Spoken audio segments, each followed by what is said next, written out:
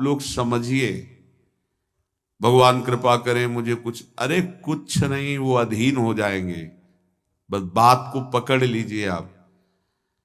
विवेकवान वही है जो डोरी को पकड़ ले, पतंग के पकड़ने के चक्कर में डोरी ना छोड़ दे। कभी पतंग हाथ आने वाली नहीं। नाम डोरी है, पतंग प्रियालाल है। पतंगो यथा त्वाम अनुभ्राम्य माणा।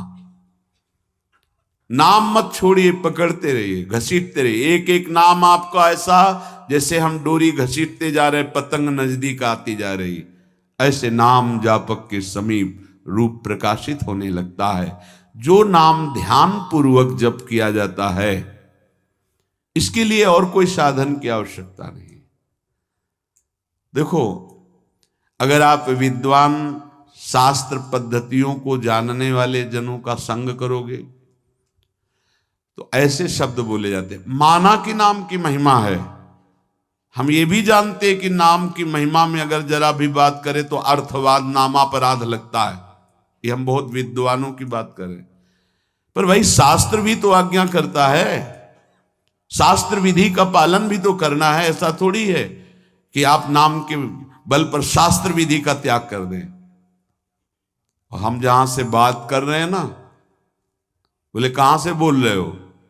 बोले वृंदावन से बोल रहे हैं। क्या बोल रहे हो? विधि निषेध नहीं दास, अनन्य उत्कट व्रतधारी। हम उन आचार्य की शरणागति के बल पर बोल रहे जो शास्त्र विधि निषेध के दास नहीं है। करनी अकरनी दो विधि भूले, विधि निषेध सब रहे धरे। नर हरिदास ते भय बावरे, जे आह प्रेम प्रवाह परे। तो सुने न काहू की कही, काहे न अपनी बात। नारायण वा रूप में मगन रहे दिन रात। ना काहू सो बोलिबो, ना कोई व्यवहार। बस अपनी कुंवरी किशोरी को जियत निहारी निहार। कुछ नहीं चाहिए। ऐसे उपासक के सामने मोक्ष पदवियां सिद्धियां हाथ जोड़े खड़ी रहती हैं, पर उसको चाहिए ही नहीं। जब तक चाह है तो पकड़ में नहीं आएंगी, और जब चाह मिट गई तो सब घेर लेते हैं अपने आप। सारा वैभव रिद्धियां सिद्धियां सब। जब तक चाह है तब तक कर्म का भोग भोगना पड़ेगा। अचाह हो गए तो अब भगवत विधान लागू हो जाता है। अचाह महापुरुष के ऊपर प्रारब्ध नहीं, भगवत विधान लागू होता है। जिसको इस बात पर विश्वास नहीं, वो प्रवृत्ति में फंस जाएगा। ध्यान दीजिए, इस बात पर विश्वास नहीं है कि नाम चल रहा है प्रियालाल का, अब मुझे कोई साधन की जरूरत नहीं। पूज्य भाई जी महाराज, मैं अपनी पहली और आखिरी बात कहता हूं कि आप नाम जप का नियम लें, निर्वाह प्रभु करेंगे। और कोई साधन करें, हम रोकते नहीं हैं, पर यदि आप नाम जप करते हो तो किसी और साधन करने की आवश्यकता ही नहीं है। महापुरुषों के वचन, ये कोई अपनी मनगढ़ंत बात नहीं है। भगवान ने अपने को सहज में प्राप्ति करने का उपाय अपने श्रीमुख से बताया। अनन्य चेता सततम यो माम स्मरति नित्य सहा, तस्याहम सुलभा पार्थे नित्य युक्त योगिना। जो पुरुष, जो उपासक अनन्य चित्त से मेरा स्मरण करता है, मैं उसके लिए सहज हो जाता हूं, सहज प्राप्त हो जाता हूं। जिनको लगता है भगवत प्राप्ति बहुत कठिन है, अरे ये तो कहीं ब्रह्म ऋषियों को मिलते हैं, नहीं नहीं, ये इतने कृपालु हैं कि बिल्कुल सहज हैं। जो सहज हो जाए तो बहुत जल्दी मिल जाए। कहीं गाय चराने वाले को मिल जाते हैं, कहीं एकदम भोले भाले जिनको ज्ञान ही नहीं है उनको भी मिल जाते हैं। एक बहुत ही भोला नवयुवक था, अढ़ैया नाम था उसका। अढ़ाई कहते हैं 2.5 किलो को। पहला आहार उसका 2.5 किलो का ही है, आगे आप श्रद्धा रखें तो और प्लस हो सकता है। लेकिन वो मतलब घर में माता पिता पधार गए तो उसे कोई 2.5 किलो आटे की कौन रोटी बना के दे। थोड़ा जब उसके अंदर चेतना जागृत हुई तो जब कहीं ठौर नहीं मिलती तो संतों का आश्रम मिलता है। एक आश्रम में गए, उन्होंने कहा हमको नौकरी में रख लो, कोई सेवा में रख लो। तुम्हारा नाम क्या है? बोले अढ़ैया। वे कोई नाम है? बोले गांव के लोग कहते हैं क्योंकि 2.5 किलो हम पाते हैं। तो 2.5 किलो? बोले तौल के 2.5 किलो आटे का जब हम रोटी पाते हैं तब हमारी बाल भोग होता है। आगे कोई श्रद्धा करे खीर पूड़ी, पर 2.5 किलो अन्न चाहिए। तो कहा यहाँ भंडारा है, तू रोज 2.5 किलो क्या 5 किलो पावे, क्या सेवा कर सकता है? तो उनका जो आप सेवा बताएंगे सिखाएंगे वो हम कर लेंगे। उनका तुम गाय चराया करो, गाय चरा। भाई देखो हमारा वैष्णव सिद्धांत है, तुम गाय चराने जा रहे हो, हम यहां से तुम्हें अमनिया दे दिया करेंगे, जंगल में तुम बनाओ और वहीं ठाकुर जी को भोग लगाओ और पाओ। बिना भोग लगाए पाने का विधान हमारे आश्रम से आपका नहीं बन सकता। बोले हमको तो कुछ आता नहीं भोग लगाना, क्या भोग लगाएं? उनका जब आप बना लीजिएगा, क्योंकि अब यहां 2.5 किलो तुम्हारे लिए अलग से बन करके जाए, तुम अपना बनाओ, जो जो चाहो भंडारी से कह दिया दे दिया करो, वहीं लकड़ी बीनो, वहीं बनाओ और गाय चराओ और ठाकुर को भोग लगा के पाओ। जितना मनावे आप पाओ। पहले दिन भोग मिला तो बाटी बना, गरीब आदमी था, घर से तिरस्कृत था, वो सब जानता था। बाटी ऐसे उपला बीन लिए, बाटी बनाए, 2-4 आलू का भरता बनाया, 2.5 किलो आटे की बाटी। उसने कहा गुरुदेव के ठाकुर आओ भोग लगाओ आके। बड़े बड़े ऋषि मुनि मंत्रों से आवाहन करते रहते हैं, सरकार पधारते नहीं, केवल भाव से भोग लगाते। हो इतने लीला बिहारी प्रभु आ गए श्री राम जी। अढ़ैया ने आंख खुरप लगी ऐसी तो आंख खोल के देखा, नवीन मेघ कांति, अरविंदाक्ष, सारंग धनुष धारण किए हुए सामने खड़े। कहा कौन हो आप? मैं राम जी कहते हैं। आपने कहा गुरुदेव के ठाकुर आ, तो गुरुदेव तुम्हारे जो है उनके हम ठाकुर जी हैं। सही में आते हो तुम? बोले आए तो गए और हम पाएंगे। बड़ी खुशबू आ रही है आलू के भरता की, तुम्हारी बाटी बनी हुई। और गुरुदेव ने कहा तो भोग लगा के पाना, मतलब आप पाते तो हैं? नहीं सुना है। बोले नहीं नहीं पाते हैं, पर सबका नहीं पाते हैं। आप जैसे भक्त जब पुकारते तो बिल्कुल कुछ नहीं जानता था। इसीलिए हम कह रहे बड़े बड़े विद्वान और योगी जन रास्ता देखते रहते हैं। हरिवंश महाप्रभु ने इसीलिए लिखा है, मुनिमन ध्यान धरत नहीं पावत, करत विनोद संग बालक भट। ये विनोद करते हैं, प्रकट हो जाते हैं, बड़े बड़े मुनियों के जो ध्यान में नहीं आते। काश तो आप हमको ऐसे ही रखोगे, क्योंकि आप आ गए तो आप भी। तो प्रभु ने कहा जब तुम 2.5 किलो पा सकते हो तो हम तो 2.5 मन भी पा सकते हैं। बोले हमको ये पता नहीं था कि गुरुदेव के ठाकुर इतने भूखे रहते, पर आप अलग पत्तल में ले लो, अपने पूरे पत्तल में तो हम आपको पाने दें। बोले भोग थोड़े ऐसे लगाया जाता है कि तुम अपना रखो, तुम अपना रखो। और बोले आंख मूंद कर तुम बैठो, जैसे तुम्हारे गुरुजी भोग लगाते हैं तो आंख मूंद लेते हैं, अब हम पाएंगे तुम्हारा। तो आंख मूंद लिया, चलो भाई पाओ। सोचा एक आध बाटी पा लेंगे, बीच बीच में खोल के देखता जाता, भगवान सब चाट गए। भगवान बड़े करत विनोद संग बालक वट, हरिवंश महाप्रभु कह रहे, करत विनोद संग बालक वट, मुनिमन ध्यान धरत नहीं पावत। आँख खोला, बोला आज हमको भूखे रखोगे? बोले जानते हो तुम्हारे गुरुजी ने क्यों भोग लगाने के लिए कहा है? आज एकादशी है, तो तुम्हारे गुरुजी के यहाँ एकादशी रह जाती है, इसीलिए तुमको अमनिया दिया, वहां बनाया नहीं, और तुम्हें रोज अमनिया देंगे। तुम रोज आओगे हम बुलाएंगे तो? अब आप बुलाओगे रोज तो आएंगे नहीं, हम रोज रोज आएंगे। बोले तो ठीक है, अगली बार से। बोले गुरुजी आपके ठाकुर जी आए थे, हमारी सारी बाटी खा गए हैं, 5 किलो आज से हम ले जाएंगे, 2.5 किलो आपके ठाकुर जी के लिए, 2.5 किलो अपने लिए।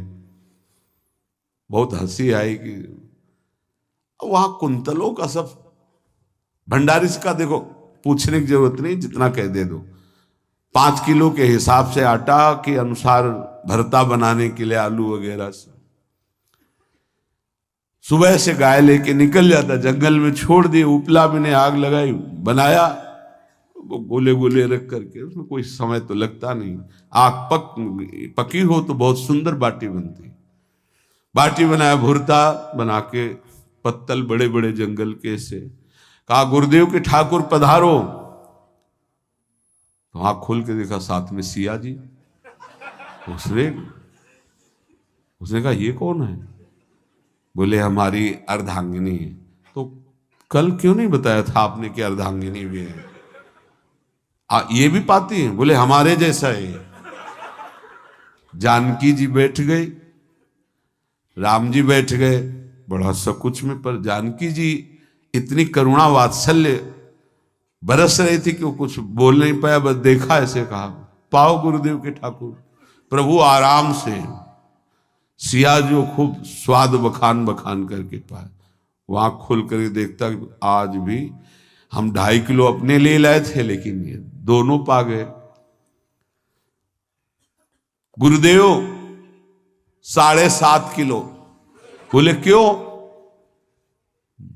आपके ठाकुर की पत्नी भी है ना? कहा है, तो दोनों आए थे। किसी को विश्वास नहीं हो रहा था। दे दो भाई, अरे गाय को खवाएगा, दे दो, कुछ करेगा, क्या कमी है यहां? 7.5 किलो आटा लेकर। अब तो समय लगा, 3 बजे तक बाटी बन के तैयार हुई पत्तल में से। गुरुदेव के ठाकुर पधारो, बस उसको बुलाना होता था कि विनोदी प्रभु, साथ में लखन जी, राम जी, सिया जी, लखन। ऐसे देखा, ये कौन है? बोले छोटे भाई। आपके भाई भी है? हाँ हैं। पहले अब परिवार में कितने लोग हो आप? पहले बता देते तो हम वो सब आ जाते हैं। लक्ष्मण जी से कहा बहुत सरल भगत है, नाराज मत होना, चुपचाप पा लो। तीनों बैठे, सब पा गए। फिर बेचारा ऐसे ही रह गया। जब वो चले गए तो पत्तलों में जो किनका रहता था, वो एक अद्भुत आनंद। अगले दिन गया, बोल गुरुजी 10 किलो आटा चाहिए। वो कहा 10 किलो क्यों? बोले आपके ठाकुर जी भी आते हैं, उनके ठाकुरायन भी आते हैं, उनके परिवार के भाई भी आते हैं, गोरे गोरे थे वो। यार कैसे, इसको कैसे अनुभव हो सकता है? सिया राम लखन जी का बहुत हट किया। 10 किलो आटा लिया, पहुंच गए, बनाया, 4 बज गए, रखा। उस मन में सोच रहा था आपकी संख्या ना बढ़ जाए। कहा गुरुदेव के ठाकुर पधारो। विशाल गदा, भयंकर स्वरूप हनुमान जी महाराज। आंख खोला तो 3 स्वरूप में प्रभु खड़े हुए थे, सिया राम लखन, हनुमान जी चरणों में बैठे। पूछा ये कौन है? तो कहा ये हमारे प्रिय सेवक हैं हनुमान जी। एक बार आप अपने पूरे परिवार का, अपने सेवकों का वो आप पर्चा बना के मैं दे दो, गुरु जी को दे देंगे जाके। हर बार एक बढ़ जाता है तो भगवान मुस्कुराए, हनुमान जी इसका कुछ बोलना मत, बहुत निराला भगत है। बोले पाओ प्रभु। तो पहले सिया राम जी पाए, फिर जो प्रसाद है लक्ष्मण जी पाए, फिर हनुमान जी पाए। हनुमान जी सब पूरा बहुत निर्मल भाव से बनाया हुआ और निर्मल भोला भक्त पा गए। अगली बार कहा गुरुदेव 5 किलो एक्स्ट्रा में रख दो, 1 नंबर बढ़ता जाता है। आपके पहले ठाकुर जी आए, फिर ठाकुरायन जी आए, फिर उनके भाई आए, फिर इस बार तो बहुत भयानक रूप, गदा लिए हुए, लाल अरुण वर्ण शरीर का प्रकट हो रहा है। जिधर देखो कंचन वर्ण की कांति, मुख में अरुण वर्ण की कांति। हमने पूछा आपके ठाकुर जी से, तो उन्होंने कहा कि वो सेवक हैं। उनको रोमांच हो रहा था कि क्या सही भगवान करुणा करके इसको दर्शन देते हैं। अब अगली बार अगर ये बात करेगा कि तो फिर अब हम इसकी परीक्षा लेंगे। ले गया इस ट्रा में, बनाया सब। आओ गुरुदेव। अब तो पता था कोई आने वाला नहीं। गुरुदेव के ठाकुर 2 संख्या बढ़ गई। आंख खोल के देखा, कहा ये कौन है? तो कहा ये हमारे और भाई हैं, इनका नाम भरत है, इनका नाम शत्रुघ्न है। पहले महाराज बता देते ना कि आपके और भाई हैं, हमने कहा था, आपसे प्रार्थना की थी। पाओ बचे नहीं ना, वो 2 संख्या ज्यादा हो। अगली बार गुरुदेव से कहा कि गुरुदेव 20 किलो वाली बोरी में भर दीजिए, अब हम दिन भर बनाएंगे क्योंकि आपके इतने ठाकुर हैं। आज गया लेकर सब ऐसे रख करके पत्तल डाल दिया, कहा गुरुदेव के ठाकुर पधारो। बिल्कुल नहीं बनाया। आ गए प्रभु। कहा कहाँ आया? तो खुशबू भी नहीं आ रही, ना बाटी की ना भरता की। बोले प्रभु आपके साथ पत्नी है ना, और सेवक भी है। इतने दिन से तो हमारे हाथ का पाए, आज हम पाना चाहते हैं। आप बनाओ, अपनी रुचि का बनाओ और पाओ। प्रभु ने सिया जी की तरफ देखा कि अलवेला वक्त। सिया जी ने कहा अनंत सामर्थ्यशाली शक्तियों की स्वामिनी। बोले प्रभु देखो, हमने ना उपला भी ना लकड़ी, आपके सेवक है ना, इनसे बोलो। तो हनुमान जी से कहा कि आप उपला और लकड़ी इकट्ठा करो, भाई आदेश है भगत का। लक्ष्मण जी चूल्हा जला रहे, व्यवस्था आग की, और सियाजू के आंखों में आंसू भी आ रहे, धुआं भी लग रहा है, पर बना रहे। उसने कहा बनाओ, हम गाय एकत्रित करके आ रहे हैं। और भागा, वो आश्रम में गया। बोले गुरुदेव आज पूरे परिवार सहित हमने फंसा लिया है आपके ठाकुर को। तो उनका क्या फंसा लिया है? बोले बड़े ठाकुर, छोटे ठाकुर, सेवक, उनकी पत्नी और 2 भाई उनके, पूरा परिकर, सब बना रहे रोटी बाटी सब। महाराज आप चलो, आपको शंका होती थी आज उनके हाथ कपाएंगे। तो उनको लगा कि पागल आदमी, राम जी, लखन जी, भरत, शत्रुघ्न, सिया जी, हनुमान जी, ये बड़े बड़े योगियों के ध्यान में आने वाले नहीं, ये कैसे एक गंवार आदमी जिसको कभी कोई नाम जपना नहीं आया, कोई ग्रंथ नहीं आया, उसके सामने। पर भगवान की दयालुता पर संशय नहीं करना चाहिए। चल के देखते हैं। जो जी ही वहां गए, चूंकि निरंतर भजन परायण थे, वहां गए तो पूरा राम दरबार उपस्थित, और बड़ा सुंदर व्यंजन स्वयं जानकी जी बना रहे।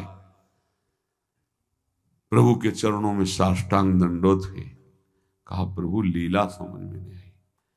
भगवान ने कहा देखो, जो ज्ञानी भक्त हैं उनके लिए मैं अत्यंत तर्क के द्वारा भी पकड़ में नहीं आता। जो विद्वान हैं उनकी विद्वता मुझे छू नहीं सकती, लेकिन जो दीन हैं और भोले हैं उनके सामने मैं अपने इस दिव्यता, इस महानता को देखो। तुम्हारे इस भक्त की आज्ञा पर हमारा पूरा परिकर लगा हुआ है सेवा में। ठाकुर जी की कृपा से जो गुरुदेव का प्रताप, जो ऐसा सौभाग्य मिला, परोसने में दोनों गुरु और शिष्य, पाने में प्रभु। बाद में जब प्रभु ने पा लिया तो जानकी जी ने उच्छिष्टामृत प्रभु का लेके और कहा देख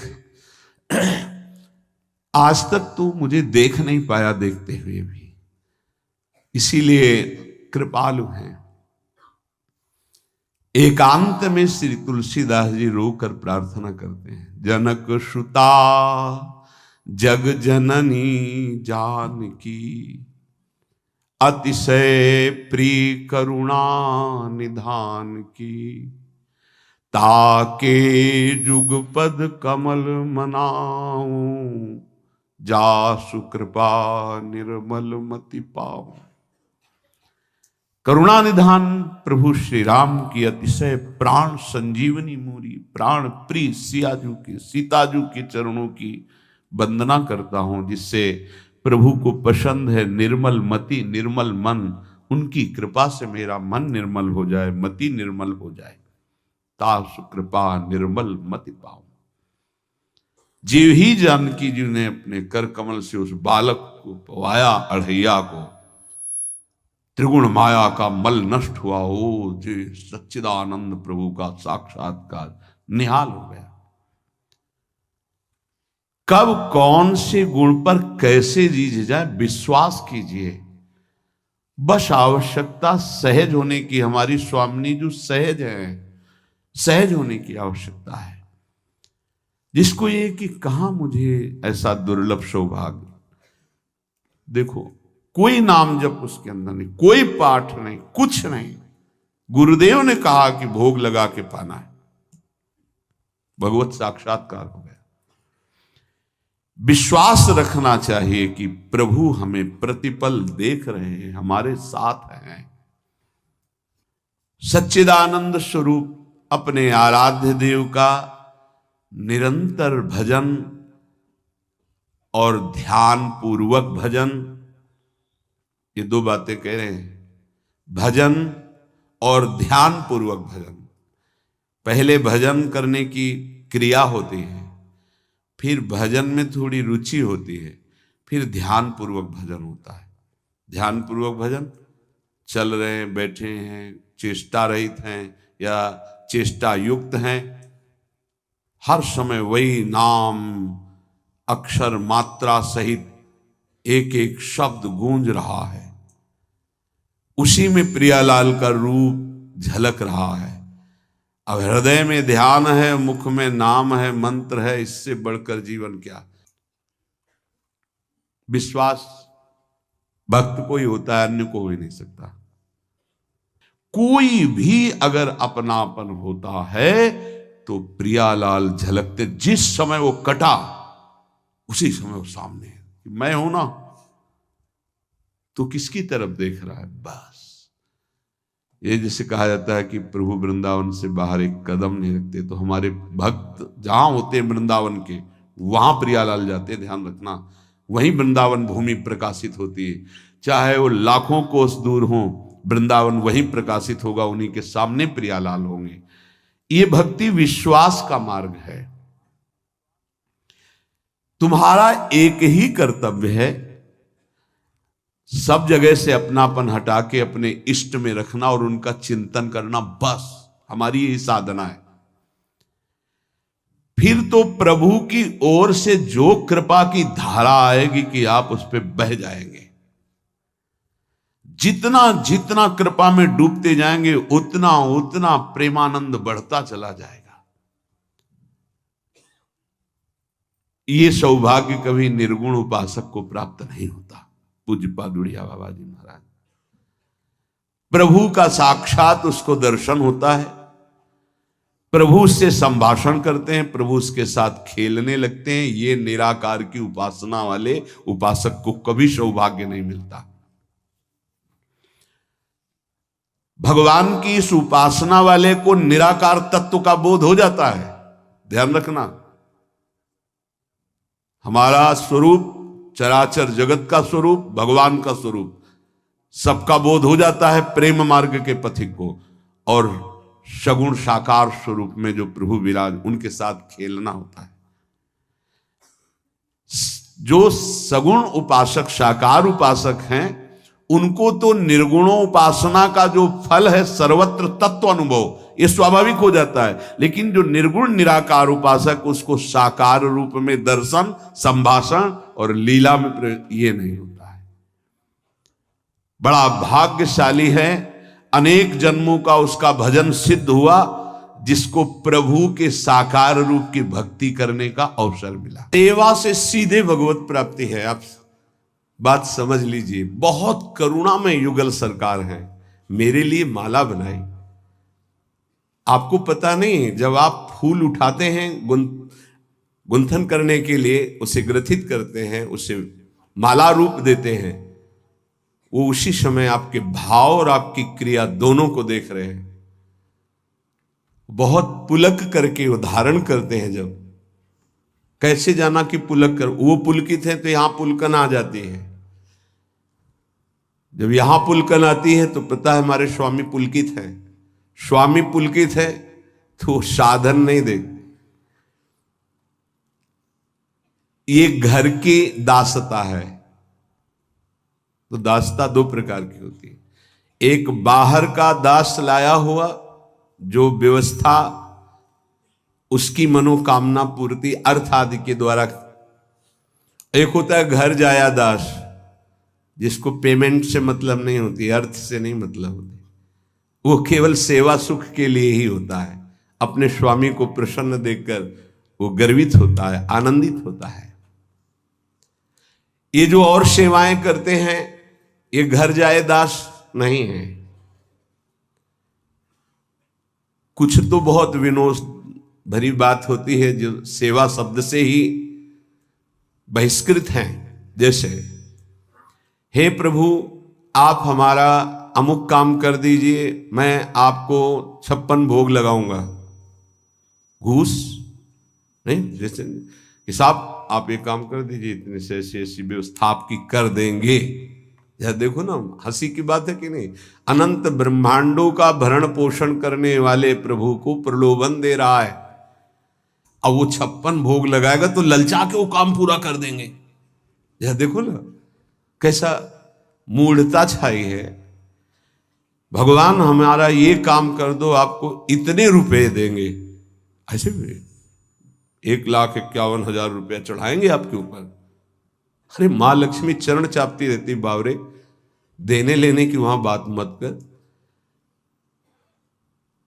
घर जाई सेवा की यहां बात हो रही है। यहां बात समझना। ये जो हम कह रहे हैं एक सेवा भगवत प्राप्ति करा देगी, ये बाहर से आए हुए नौकर की बात नहीं है जो पेमेंट पे है। ये तो उपहासास्पद बात है कि भगवान आप हमारा काम कर दो, मैं आपको ऐसा करूं। इसे सेवा ना पूजा, इसे नहीं कहिए, ये उपहासास्पद बात है। आप विचार करके देखो तुम्हारी बुद्धि क्या है। इस बात पर विचार कीजिएगा। आप भगवान को हमारे क्या समझते हैं कि आप 100 ग्राम सोना, 1 किलो सोना चढ़ा देंगे, रुपया पैसा चढ़ा देंगे, भोग चढ़ा देंगे। ऐसे नहीं सोचा जाता। अनंत ब्रह्मांडों का सृजन पलक झपकते हो गया वो प्रभु है। बड़ा बढ़िया अवसर मिला है सेवा का। जब हम अपनी वस्तु मान करके प्रभु को समर्पित करते हैं तो भी सेवा नहीं मानी जाती। जब हम सेवा करके कुछ चाहते हैं तो भी सेवा नहीं मानी जाती। ध्यान रखना, ये जो हम सेवा की बात कर रहे हैं कि एक से ही भगवत प्राप्ति, इसलिए इसकी विस्तार से बात कर रहे हैं। नहीं तो लगेगा कि केवल प्रभु के लिए, प्रभु के होके, प्रभु की प्रसन्नता के लिए सेवा हो रही। बोले आप चंवर करके आ रहे हैं, बड़े भाग्यशाली। क्या भाग्य है? ये शरीर उनका, मन उनका, प्राण उनका, जीवन उनका, मेरा कुछ अस्तित्व तो ही नहीं है। ये तो उनका सब कुछ है। हमें क्या पेमेंट मिल रही है? मुझे चंवर करने को मिल रहा है, उनको यही मिल रही है। ऐसे उपासक को जो बिका हुआ प्रभु का है, एक सेवा उसे भगवत प्राप्ति करा देगी। नित्य माल्यार्पण करना, यह हमारे वृंदावन का एक पुष्प और 1 करोड़ का बाहर से लाया हुआ पुष्प समानता नहीं कर सकता। ध्यान रखना, बाहर से 1 करोड़ का पुष्प मंगाओ और वृंदावन की किसी लता का एक पुष्प, तो जो हमारे प्रियालाल वृंदावन के एक पुष्प से प्रसन्न होंगे, वो बाहर के 1 करोड़ से नहीं होने आते। हो रंग बिरंगे बड़े महंगे महंगे फूल, वो हमारे प्रियालाल को पसंद नहीं। परम पावन ब्रज 84 कोश भूमि में प्रकट हुआ जो पुष्प है और दैन्य भाव से अर्पित किया जाता है। गंध प्रियालाल के श्रीअंगों में इत्र है, सुगंधित चंदन है। ये जब हम लेप करते हैं कि मेरे स्वामी मेरी स्वामिनी, प्रभु जरा सी बात में आप देखो, ये तो नित्य सेवा है, ये तो प्रियालाल की सेवा है। मथुरा पधारते हैं सरकार, वहां कुबरी उस चंदन की सेवा कंस की करती थी, राज दरबार में चंदन पेश करती। भगवान ने कहा मुझे चंदन देगी, उसकी कोई श्रद्धा नहीं कि वो आकर के भगवान को चंदन लेप करे मेरे स्वामी और प्रणाम न, कुछ नहीं। चंदन कहां ले जा रही है? महाराज कंस के, ये चंदन मुझे देगी? देखा बहुत सुंदर, हाँ तुम पुरुष भूषण हो, बहुत सुंदर हो।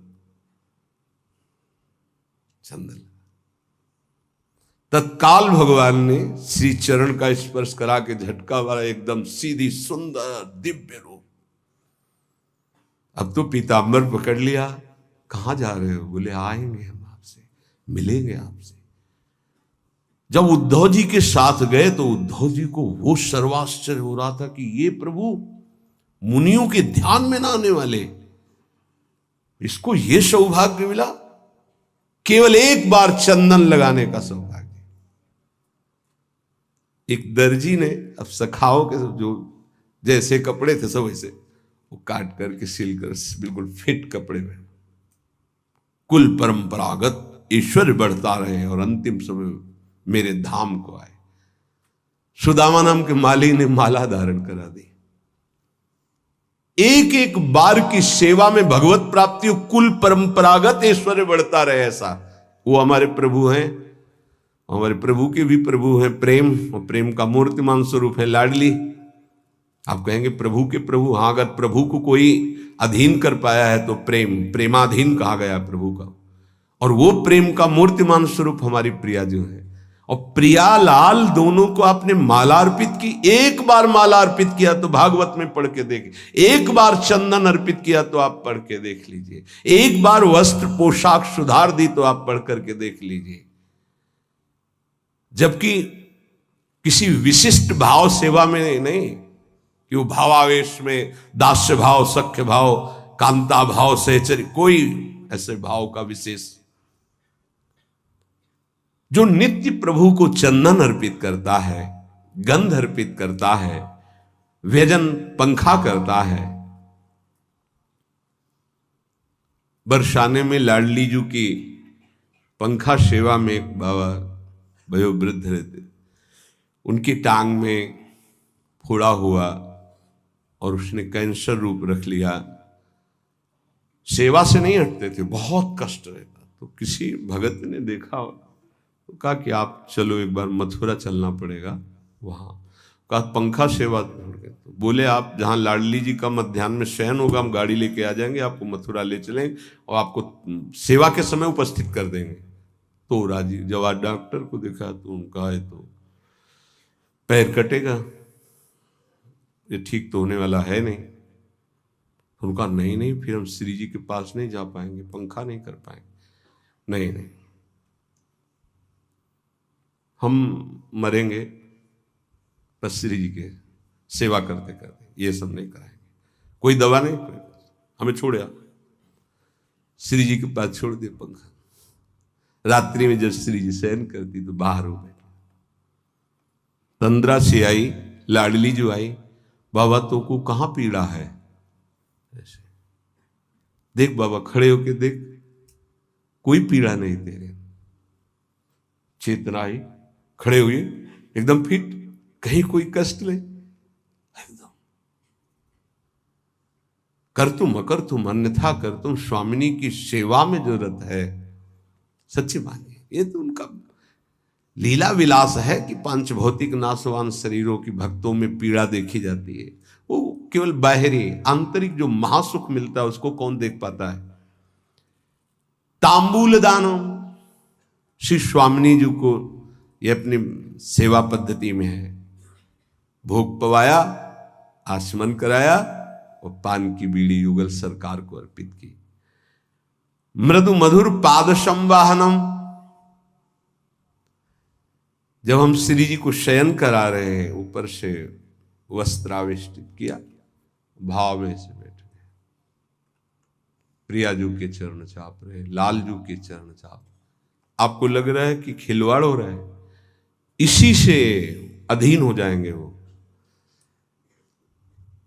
जब एकांत में शांत भाव होकर हृदय से, तो एक दिन देखना आपके ऐसे जो आप कर रहे हैं कि चरण चापने के, उसी में श्री चरण आ जाएंगे। सत्य वस्तु प्रभु है, कोई कल्पना नहीं है। मृदु मृदु पाद संवाहनम, फिर प्रियालाल की हम उत्थापन सेवा करके फिर उनको सुंदर पोशाक, सुंदर माला धारण कराना। ऐसे जो करता रहता है वो महाप्रेमावेश में एक दिन डूब जाता है। महाप्रेमावेश में पुलक शरीर होकर के, देह भाव रहित होकर के वो श्री जी की सखियों में सम्मिलित हो जाता है, राधा दासियों में सम्मिलित। क्या बताया साधन? श्री जी की सेवा परिचर्या।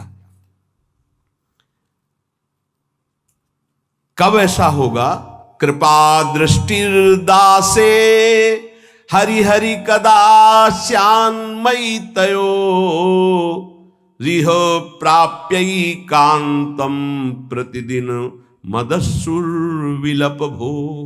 ऐसा हम पर कब कृपा होगी कि मैं हे युगल सरकार आपकी दास्ता से युक्त होकर के अशुभ प्रवाह करता हुआ एकांत में, हा मेरी स्वामिनी, हा मेरे प्रीतम, विलाप करता हुआ आपकी सेवा में रहूं। अंदर ही अंदर प्रेम विकलता और सेवा में डूबा हुआ हूं। ये वृंदावनाधीश्वरी की सेवा अनंत जन्मों के मानो सुकृत फलीभूत हो गए। यदि आपकी श्रद्धा बन जाए, आपकी भावना बन जाए। प्रायः देहाभिमान होने के कारण साधन भाव में त्याग आदि की तरफ, जिसमें वाहवाही, उसमें तो रुचि साधक की हो जाएगी। पर जो श्री जी की एकांतिक परिचर्या, जिसे कोई नहीं जानता, कोई तुम्हें बड़ाई नहीं, बड़ाई प्रिया प्रीतम देंगे, वहां रुचि नहीं हो पाती।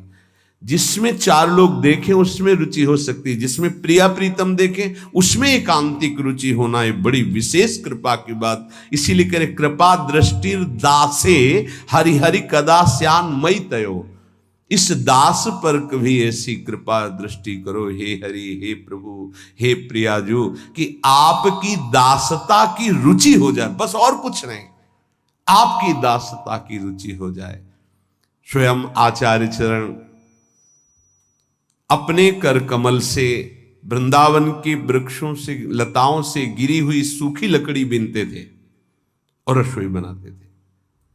एक बार नाहरमल जी आए, उन्होंने देखा कि पूज्य सदगुरुदेव भगवान अपने पीतांबर में लकड़ी बीन रहे हैं। ये हम लोग जो पीत वस्त्र धारण करते हैं, ये अपनी स्वामिनी के श्री अंग कांति का भाव करके, और सदा बसंत रहत वृंदावन, बसंती रंग, वृंदावन की शोभा, और हमारे प्रीतम पीतांबर धारण करते हैं। पूरी उपासना है, ये गुरु प्रदत्त है, कोई मनमानी नहीं कि हम पीला ऐसे मन में आया और धारण कर लिया, ऐसे नहीं। नाहरमल जी ने देखा कि पूज्य आचार्य चरण अपने पीतांबर में लकड़ी ऐसे, लगा मेरे गुरुदेव बहुत धनी मानी। उन्होंने कहा जय जय आप रहने दो नाए, वो हम धीमर को बोल देंगे, वो बीन करके ढेर सारी लकड़ियां जमा कर देगा। आप महाप्रभु ने कहा होश में हो आप? क्या बोल गए? महाप्रभु के हृदय में दुख पहुंचा इस बात से। परम रसिक महापुरुषों की कृपा से मुझे मेरी स्वामिनी की सेवा मिली, और मेरी स्वामिनी की सेवा को आप धीमर से करवाने की बात करते हो। तुम शिष्य हो हमारे, जाओ मैं तुम्हारा त्याग करता हूं, आज के बाद हमारे सामने मत आना। रजोगुण लेकर वृंदावन आते हो, जानते नहीं हो। स्वामिनी की सेवा को धीमर से करवाने की बात तुमने कर दी। जब श्री जी ने स्वयं महाप्रभु जी से कहा कि इसका कोई दोष नहीं, आपके सुख के लिए कह रहा, शब्दों में त्रुटि हो गई। अगर कह देते प्रभु आप विराजिए, हम बीन करके एकत्रित, तो कहीं तक बात बहुत उचित थी, पर धीमर से करवाने की बात। जब हरिराम व्यास जी आए, महाप्रभु उस समय बटलोई चढ़ाई हुई थी श्री जी की रसोई मनिया करने के लिए। सूचना मिली कि कोई बहुत प्रकांड विद्वान दिग्विजयी पंडित ओरछा के राजा के गुरु हरिराम व्यास जी आपसे वार्ता करना चाहते हैं। पहले को आगे महाप्रभु ने बटलोई उतार के रख दी। कहा कि हम प्रश्न तो बाद में करेंगे, पर प्रभु आपने बटलोई क्यों उतार दी? बोले आपसे बात करनी है ना। बोले हाथों का काम है बात करना, हाथों से सेवा करना और मुख से बात करना, तो हाथों का काम हाथों से होने दीजिए और मुख से बात कीजिए। बोले यहां नहीं होता, ये यहां नहीं होता, ये व्यवहार नहीं है, ये प्रेमोपासना है। और तत्काल एक पद की रचना जो श्रीमद चतुरासी जी में, यह जो एक मन बहुत ठौर करी। जरा विचार कीजिएगा किस कोटि का भाव है कि हम मुख से बोल भी नहीं सकते। उस समय जिस समय हम श्री जी की रसोई, तो उसी में पूरा ध्यान मेरी प्रियाजू पाएंगी। हम उस भाव में डूबे हुए, हम तुमसे बात करते हुए ऐसे कि रसोई चढ़ी हुई है तुझसे बात नहीं, सेवा में नहीं, हमारी प्रियाजू पाएंगे। हम भाव में भर कर डूबे हुए। श्रीपाद कह रहे ऐसा कब हम पर कृपा होगी। बड़ी खास बात पूज्यपाद उड़िया बाबा जी बता रहे, कल इसका बड़ा रसास्वादन हुआ। बाबा कह रहे हैं कि आप जब आचार्य परंपरा से जुड़ते हैं तो उससे विशेष लाभ ये मिलता है कि उस आचार्य परंपरा में जितने उपासना करके सिद्ध हुए महापुरुष, जब आप उनके उपास्य देव और उपासना को स्वीकार करके ईमानदारी से भजन करते हैं, तो जितने सिद्ध महापुरुष उन सबकी कृपा उसको प्राप्त होती, तभी वो बहुत शीघ्र भावदेश को प्राप्त हो जाता है। ये बड़ा आनंददायक वचन मिला। जब हम आचार्य परम, जैसे हम हितजो महाराज जिस आचार्य महाप्रभु हरिवंश चंद्र जी से जुड़े, तो जितने परंपरा में सिद्ध महापुरुष हुए उनको वही मंत्र मिला है, वही उपासना मिली जो हमको कृपा प्रसाद से मिली।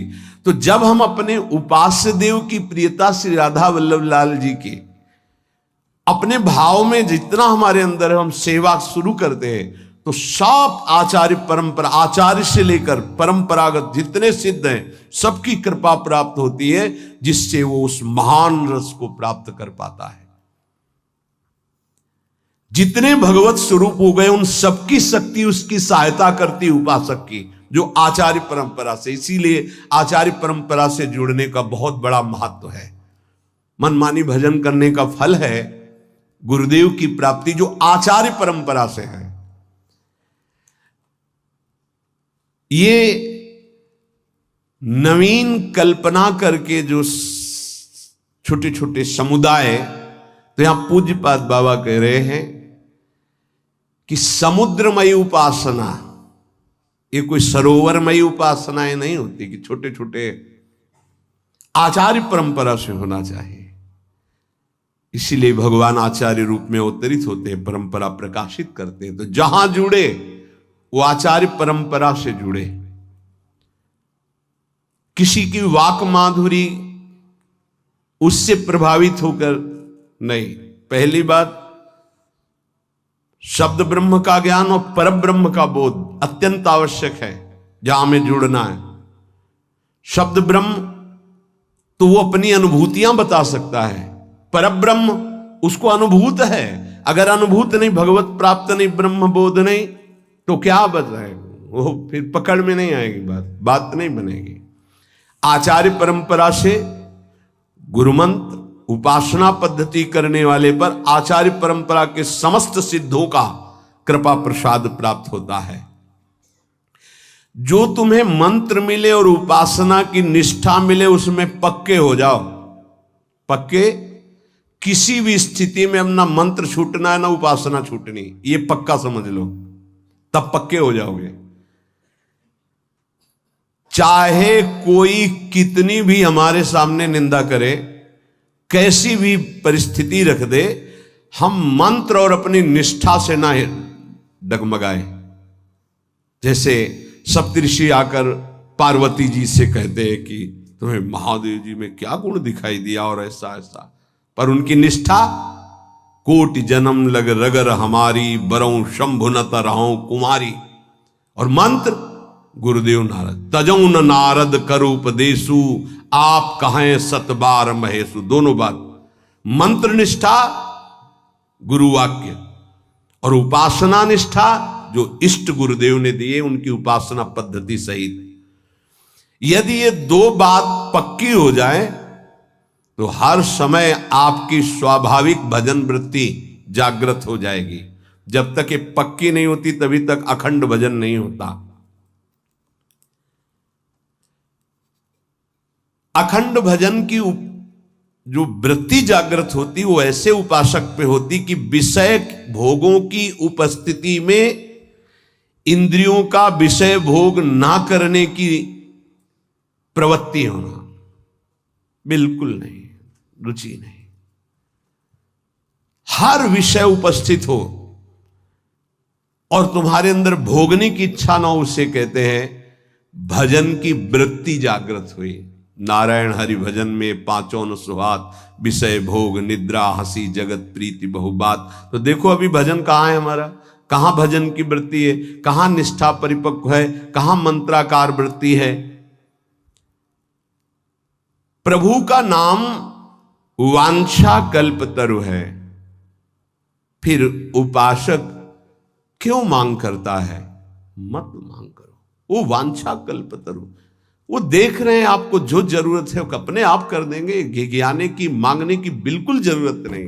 वो कोई अल्पज्ञ तो है नहीं कि हम अपनी बात नहीं कहेंगे तो वो सुन नहीं पाएंगे, देख नहीं पाएंगे, हम नहीं मांगेंगे तो वो जान नहीं पाएंगे। नहीं, सर्वज्ञ हैं, सर्वत्र हैं, सर्वशक्तिमान हैं, उनका विधान परम मंगलमय है।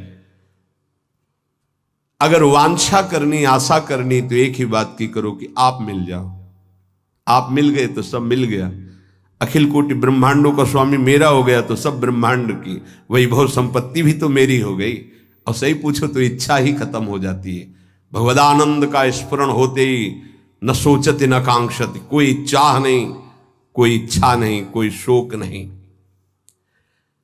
उपासक की सबसे बड़ी उपलब्धि है उपासना में ये मिलती है कि सतत स्मरण किसका चल रहा है ये देखना है। अगर आपका सतत स्मरण भगवान का चल रहा है तो आप भगवान के उपासक हो, प्रियालाल के तो प्रियालाल का, और भोगों का तो भोगों के उपासक हो, भेष कोई भी हो। देखो एक बात अंदर से समझनी है कि ये वाहवाही उपासना का फल नहीं है, नहीं है। यहां की स्थिति उपासना का फल है, बाहर की नहीं, प्रकृति राज्य नहीं है ये भागवतिक है। उपासना की सिद्धि यहां देखी जाती है, यहां नहीं देखी जाती, बाहर अंतर देखी जाती है। अंतर में स्थिति क्या है? निरंतर भगवदाकार, मान अपमान निंदा स्तुति आदि में सम स्थिति ठीक है। ये बाहर की तो इसका क्या भरोसा? परिवर्तनशील संसार, परिवर्तनशील शरीर, क्या भरोसा है इसका? ये टिकाऊ चीज नहीं है कि मान लें कि जीवन में हमारे साधना और भजन का फल हुआ कि हमारा नाम हो गया। ये अज्ञान की वृत्ति है, ये साधना की वृत्ति नहीं है, ये उपासक की वृत्ति नहीं है, ये जिज्ञासु या ज्ञानी की वृत्ति नहीं है, ये घोर अज्ञान की वृत्ति है। चार अल्पज्ञ पुरुषों के द्वारा दिया गया सम्मान और उससे हम ये मान ले कि हम महान हो गए, ये अल्पज्ञता ही है, अज्ञान ही है। स्नेह भरा निरंतर स्मरण उपासक की उपासना की परिपक्व अवस्था है। ये बहुत बचना चाहिए सम्मान से, लोकप्रियता से, लोक रिझावे से। इसका कोई अस्तित्व नहीं है, कोई अस्तित्व नहीं है। आपको लगता है कुछ तो है, कुछ नहीं है। जैसे लगता है कि 100 लोग तो प्रणाम करें, कुछ तो है, बिल्कुल नहीं हो सकता, कुछ नहीं हो सकता। ऐसा भी हो सकता है, कितने हजार की भीड़ लगती है। फिल्म वाले जो बना होता, क्या थिएटर कहते हैं, कितने हजार, क्या होता है उसमें, कितने हजार लोगों को आप देखो, दिन भर वहां आना जाना लोगों का चलता रहता है, 3 घंटे का शो चलता है, हजारों लोग होते, क्या होता है, कुछ नहीं, झूठे पे झूठा। तो हजारों लोग मानसिक बुद्धिमान तो है ही, वहां है तो कुछ तो होगा, कुछ नहीं। व्यर्थ का पैसा, व्यर्थ का समय, व्यर्थ का चिंतन, व्यर्थ की लीला, उसमें राजी है। तो 100 लोग हमें प्रणाम कर दिए, नमस्कार कर दिए, हम मान लिए हम कुछ हो गए, कुछ नहीं है, कुछ नहीं, कुछ नहीं, जीरो। बोले बड़ा यश है, जब तक पुण्य है तब तक है, पुण्य खत्म तो अपने आप समझ में आ जाएगा क्या हो। स्थिति पुण्य और प्रभाव, सम्मान, मान, इनसे नहीं होती। 4 लोग जान भी नहीं सकते, बगल से निकल जाए सिद्ध महापुरुष, उनको पता थोड़ी चलेगा। कभी सम्मान और प्रियता को अपनी साधना की स्थिति न समझ ले। साधना की स्थिति स्नेह भरा आराध्य देव का स्मरण और द्वंद्वों में समता, ये प्राप्त हुआ तो साधना का फल मिला। ये सब नहीं, कुछ नहीं भाई, कुछ नहीं। जैसा कह रहे हैं विश्वास करो, कुछ नहीं। चमड़ी और दमड़ी का चमत्कार, पुण्य उसका चमत्कार। चमत्कार यहां का, सिद्ध महापुरुषों का यहां का होता है, हृदय का। लौट कर अपने हृदय में देखो, सम्मान सुख दे रहा है, हां। अपमान बुरा लग रहा है, हां, कुछ नहीं मिला आपको, अध्यात्म का कुछ नहीं मिला। ये तुम्हारे पुण्यों का है खेल। तुम्हारे लिए संसार में कोई निंदा का पात्र है? बोले हां है। कोई प्रशंसा का पात्र है? हां। कुछ नहीं हुआ तुम्हें, कोई ज्ञान नहीं है, कोई तुम्हारे अंदर अध्यात्म नहीं जागृत हुआ। अगर निंदा की जाती तो इस शरीर की, निंदा की जाती तो मन और इंद्रियों की जो विषयगामी है, प्रशंसा की जाती तो सत्य सच्चिदानंद भगवान में स्थिति की, बस। और तो चराचर जगत भ्रम में भटक रहा है, इसकी क्या निंदा। ये सब भगवत स्वरूप खेल हो रहा, त्रिगुण माया का। मनुष्य शरीर बहुत मलिन है, इससे एक ही उज्ज्वलता है भगवत प्राप्ति। सबसे बड़ा लाभ है मनुष्य शरीर का भगवत प्राप्ति। ये नहीं हुआ तो बहुत ही गंदा है, कुछ नहीं। भगवत भजन होके भगवत प्राप्ति नहीं हुई तो इस शरीर की दुर्लभता जो वर्णन की गई है वो भोगों के लिए नहीं है। जब उपासक उपासना में लगता है तो उसको विघ्न डालने के लिए सबसे बड़ा शत्रु खड़ा होता है, जिसका नाम अहंकार है, अभिमान। जहां अभिमान हुआ तो उसका परिचय है कि आप में अभिमान है कि नहीं। जब दूसरों में दोष दर्शन होने लगे तो आप में गुणाभिमान हो चुका है, इसीलिए दूसरों में दोष दर्शन होते हैं। दोष दर्शन करने वाला निंदा करके ही रहेगा, वो दूसरे की निंदा करेगा, दूसरे का अपमान करेगा। उपासना सबसे छोटा बनना सिखाती है, और वो अपने को गुणी मानकर जब दूसरों की निंदा करता है तो उपासना में किया कराया सारा तप सुकृत नष्ट हो जाता है। बहुत ध्यान से इसे सत्संग कहते हैं, जो सत से संग करा दे। उपासक उपासना में देखता रहे कि कहीं किसी बात का अहंकार तो नहीं है, अभिमान तो नहीं बढ़ रहा। वो उसका परिचय यही है, आप निंदा करो या न करो, दूसरों को देख के यदि दोष दर्शन होने लगे तो अपने में गुणाभिमान जागृत हो गया और वो आपको गिराएगा, पक्का गिराएगा। बहुत सावधानी की जरूरत है। तुमको ये नहीं देखना क्या सत्य है क्या असत्य है, तुमको तर्क में नहीं फंसना। तुम्हें जो गुरुजी ने उपासना दी वो परम सत्य है, उसी में चित्त को समर्पित कर दो। जो विषयों से प्रेम करता है वो प्रिया प्रीतम का प्रेमी नहीं होता, जो प्रिया प्रीतम का प्रेमी होता है वो विषयों का प्रेमी नहीं होता। विश्वास करो, ये जीवन केवल प्रभु के प्रेम के लिए प्राप्त हुआ है। अगर हमारे इस जीवन में भगवत प्रेम नहीं हुआ तो कैसा फिर जीवन का मतलब क्या रहा? प्रेम कहां से प्रकट होता है? भगवत भक्तों के चरित्र पढ़ना, भगवत भक्तों का संग करना, निरंतर भगवान नाम जप करना, शरीर पोषण के लिए भगवत प्रसाद पाना, स्वरूप पोषण के लिए गुरु मंत्र जपना, भगवान की लीलाओं का गायन श्रवण करना, इसी से प्रेम का प्रादुर्भाव होता है।